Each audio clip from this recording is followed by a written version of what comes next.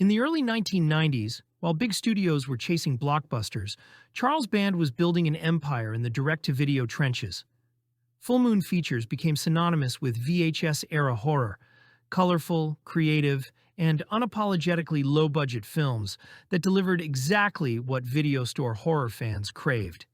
Killer puppets, miniature heroes, Gothic castles, and creatures that could only exist in practical effects.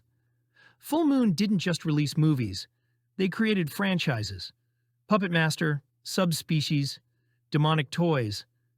These titles became fixtures on rental shelves, their distinctive artwork promising B-movie fun with sometimes surprisingly decent production values for the price point.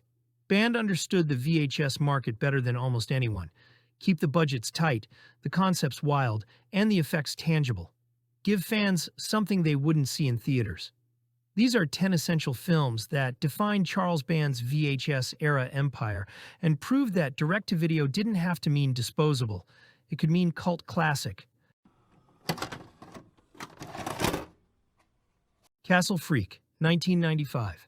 The plot follows John Riley, played by Jeffrey Combs, who travels to Italy with his wife Susan, portrayed by Barbara Crampton, and their blind daughter Rebecca, played by Jessica Dollarhide, after inheriting a mysterious castle. As the family explores their new home, they quickly discover that they are not alone.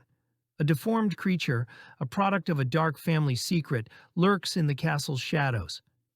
This castle freak has been chained away, hidden from the world, but soon begins to wreak havoc on the unsuspecting family. The film explores themes of guilt, family trauma, and the consequences of past sins. John's character is haunted by a tragic accident in which he killed their son while driving drunk. This backstory adds emotional depth, highlighting the family's fractured relationships and the weight of guilt they all carry. With a runtime of 1 hour and 30 minutes, Castle Freak blends elements of drama, horror, and mystery. The film is filled with graphic violence and unsettling imagery, including dismemberment and intense gore, which has garnered it a cult following among horror fans. The cinematography effectively captures the eerie atmosphere of the castle, enhancing the sense of dread as the family confronts both their internal demons and the external threat posed by the creature. The performances, especially by Combs and Crampton, are compelling, bringing authenticity to their characters' struggles.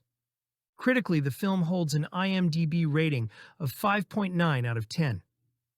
While it may not reach the heights of Gordon's previous works like Reanimator, it is considered one of the more notable horror films of the 1990s. The makeup and special effects are praised for their creativity, particularly the design of the creature, which embodies the film's grotesque horror. In conclusion, Castle Freak stands as a unique entry in the horror genre, combining psychological depth with traditional monster elements. It challenges viewers to reflect on the nature of monstrosity, both physical and emotional, making it a compelling watch for fans of horror. Dollman, 1991. Tim Thomerson brings his trademark deadpan wit to this sci-fi action romp about an intergalactic cop who finds himself shrunk to 13 inches tall while pursuing a criminal to Earth.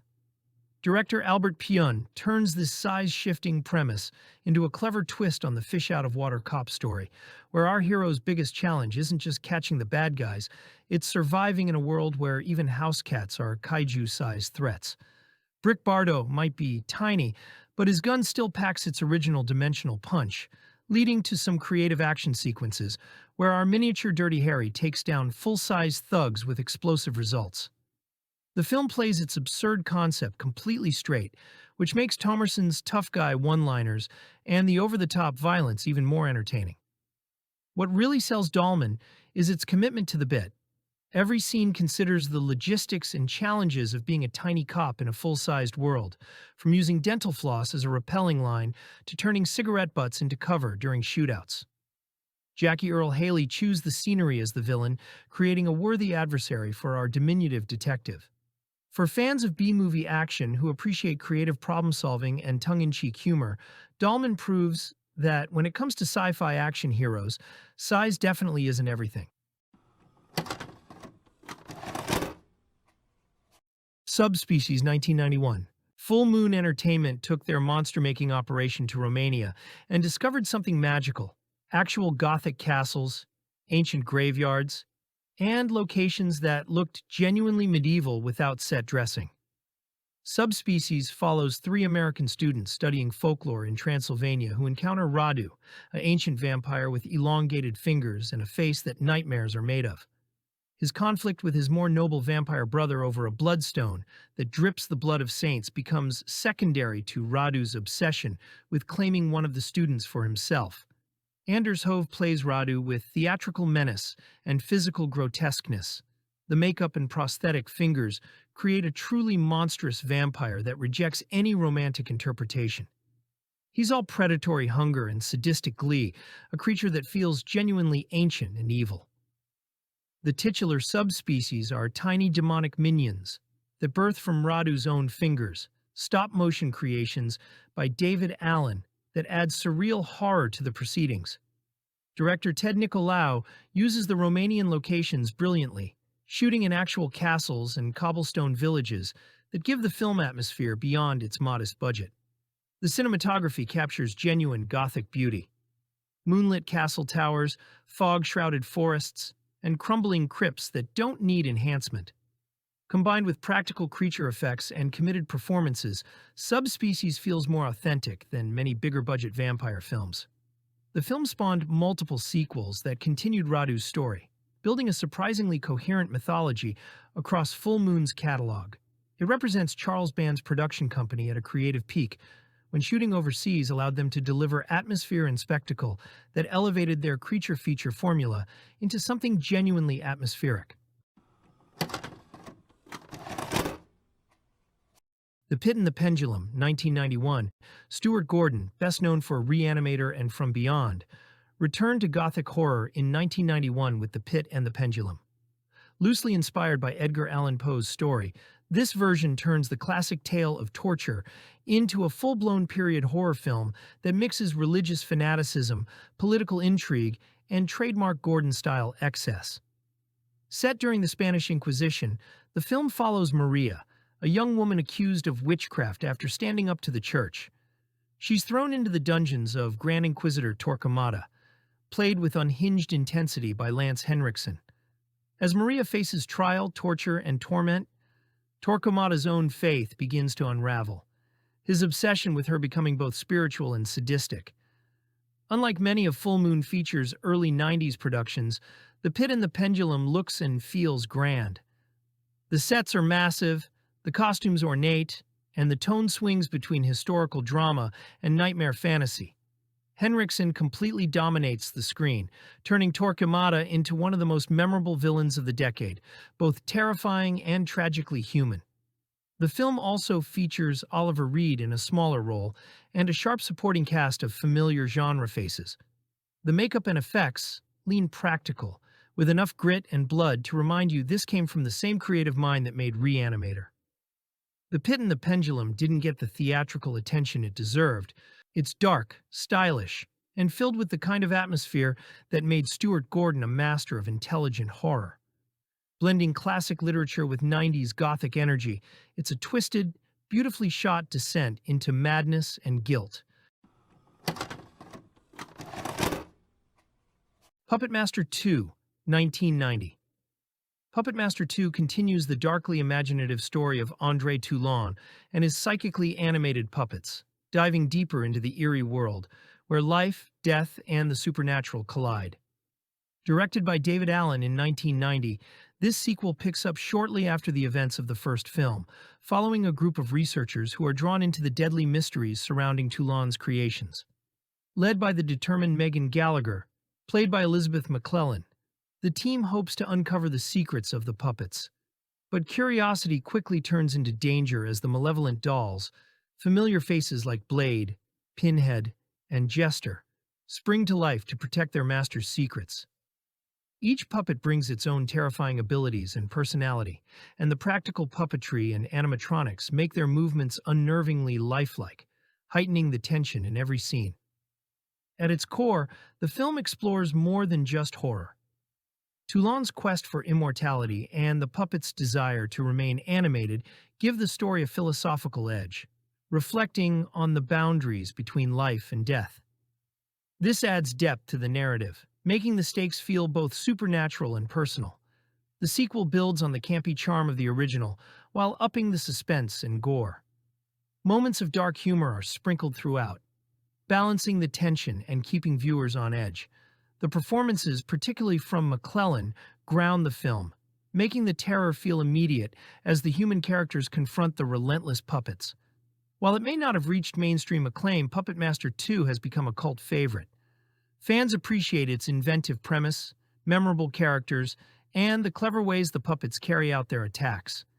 It's a film that entertains while expanding the lore of the franchise, setting the stage for future installments with style and creativity.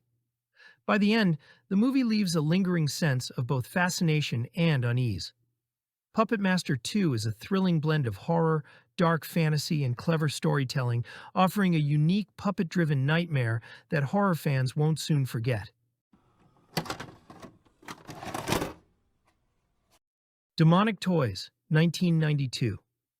The story unfolds almost entirely inside a cavernous toy warehouse, where a police officer takes refuge after a botched sting and accidentally awakens an ancient demonic presence buried beneath the building. That force channels itself into the toys scattered throughout the warehouse, twisting playful designs into vicious predators. Tracy Scoggins anchors the film as the resourceful officer, treating the absurd scenario with grounded determination. She's joined by a handful of criminals and employees who become targets as the possessed toys emerge.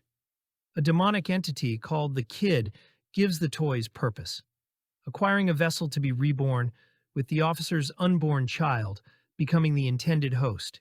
Each toy has its own personality and attack style. Jack attacks springs with razor-edged jaws. Grizzly Teddy mutates into larger, more monstrous forms. Robot Tank fires beams and projectiles. The puppetry and practical effects lend them weight and presence. The movie blends dark humor with creature feature thrills. The kills lean into creativity rather than gore, using the warehouse's endless stacks of merchandise for set pieces.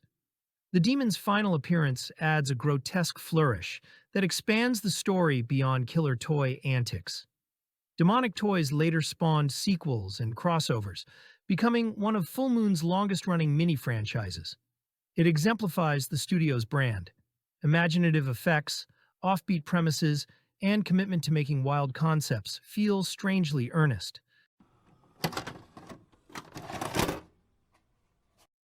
Netherworld, 1992.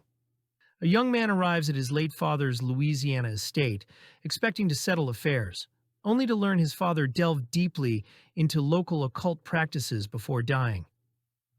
Rumors suggest he sought a second life through a ritual involving a powerful priestess, and the son begins unraveling the web of secrets left behind.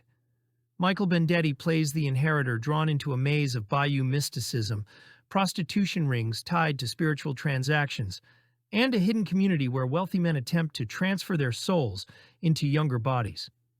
Denise Gentile portrays a woman who shifts between ally and enigma, with ties to supernatural forces. The film's standout feature is its atmosphere. Director David Schmeller uses the region's swampy landscapes to create an environment where magical practices feel ingrained in the land. Practical effects and optical work visualize soul transference and ritual magic with restrained but evocative style. As mysteries stack up, the protagonist realizes his father's intentions extend far beyond simple resurrection. The plot grows increasingly dense, layering conspiracies until reality feels porous. The pacing is slow and deliberate, emphasizing mood over action, but the world building gives the story an identity distinct from more straightforward full moon features. Netherworld lands somewhere between occult thriller and Southern Gothic fever dream. It's uneven but ambitious, offering a mix of sultry atmosphere, mystical intrigue, and the kind of supernatural melodrama that made it stand out in the video store era. Dr. Mordrid, 1992. This one began life as a planned Doctor Strange adaptation until the rights fell through, which explains the familiar setup: a powerful sorcerer living quietly in a modern city, guarding the world from supernatural threats that the public never sees. Instead of Marvel's hero, Full Moon produced their own mystical defender, and Jeffrey Combs steps into the role with focused intensity. Mordrid has spent centuries observing humanity while preparing for the return of Cabal, a rival sorcerer bent on bringing monstrous forces into our dimension. Combs plays him as a scholar warrior, serious and slightly alien, while Yvette Nipar's character becomes the grounded presence, reacting to the magical chaos around her. Brian Thompson leans into villainy as Cabal, relishing every dramatic line. Budget limitations inspired clever solutions. The most memorable sequence takes place inside a museum where Mordrid and Cabal animate dinosaur skeletons and ancient artifacts in a magical duel. Stop-motion effects and puppetry give the showdown texture and charm that CGI of the era couldn't match. Optical effects fill in the spellcasting and dimensional imagery. Albert Band keeps the story simple and propulsive, avoiding deep lore dumps while building a world that feels larger than the movie's budget. Full Moon intended the film to launch a franchise, and while financial issues halted those plans, Dr. Mordrid has endured as one of the studio's most polished and imaginative productions. A glimpse of what they could do when ambition outpaced resources, but the creativity held everything together. Arcade, 1993.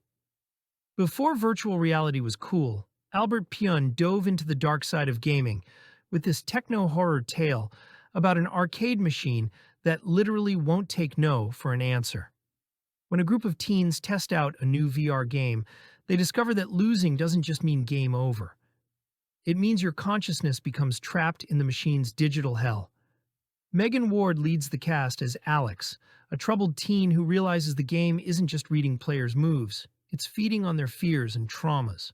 The virtual world combines early 90s CGI with practical effects to create a surreal digital landscape where the rules of reality don't apply and death comes in bits and bytes. What makes Arcade stand out is its understanding of gaming culture and teenage alienation.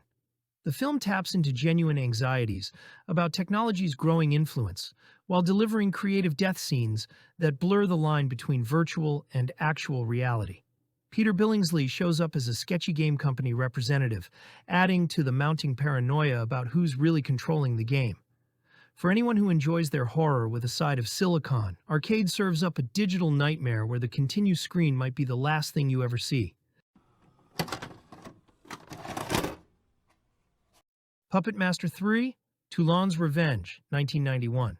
Full Moon's Puppet Master series found its creative peak in the third entry by doing something unexpected, making the puppets the heroes.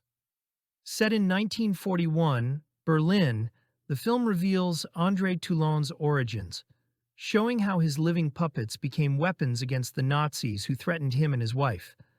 When the Third Reich discovers his animation secrets and wants them for their own purposes, Toulon's creations become instruments of revenge against fascist officers. Guy Rolfe takes over the Toulon role and makes it his own, playing the puppeteer with quiet dignity and barely contained rage.